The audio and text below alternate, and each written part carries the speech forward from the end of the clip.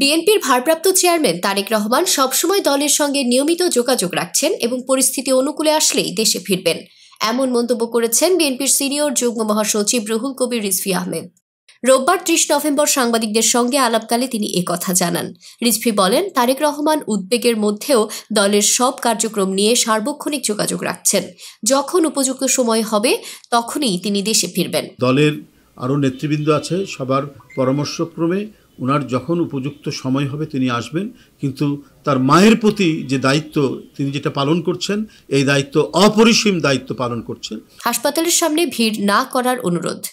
এভারকেয়ার হাসপাতালে চিকিৎসাধীন BNP chairperson Begum Khaleda জিয়াকে দেখতে গিয়ে কেউ যেন হাসপাতালের সামনে অযথা ভিড় না করেন, এমন আহ্বান জানান রিজভী। তিনি বলেন, এখানে আরও অনেক রোগীর চিকিৎসা চলছে, ভিড় তৈরি হলে তাদের চিকিৎসা ব্যাহত হয়। তাই সবাইকে অনুরোধ করছি হাসপাতালের সামনে ভিড় না করতে, নিজ নিজ অবস্থান থেকে দোয়া করবেন। ভিড় করতে গিয়ে অন্যান্য রোগী মানুষ আছেন বা তাদের জন্য যে প্রয়োজনীয় যে ব্যবস্থাগুলি দরকার সেজন্য তাদেরকে দেখতে যারা যাবেন বা তাদের কাজে লাগবে যে বিষয়গুলো, সেটা বিঘ্ন ঘটছে। খালেদা জিয়ার অবস্থা অপরিবর্তিত।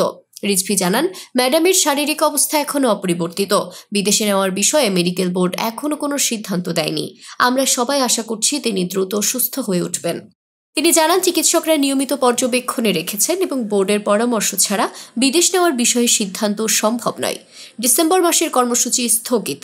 বিজয়ের মাস ডিসেম্বর উপলক্ষে ঘোষিত 2 সপ্তাহব্যাপী দলীয় কর্মসূচি আপাতত স্থগিত রাখা হয়েছে বলেও জানান রিজভী আহমেদ।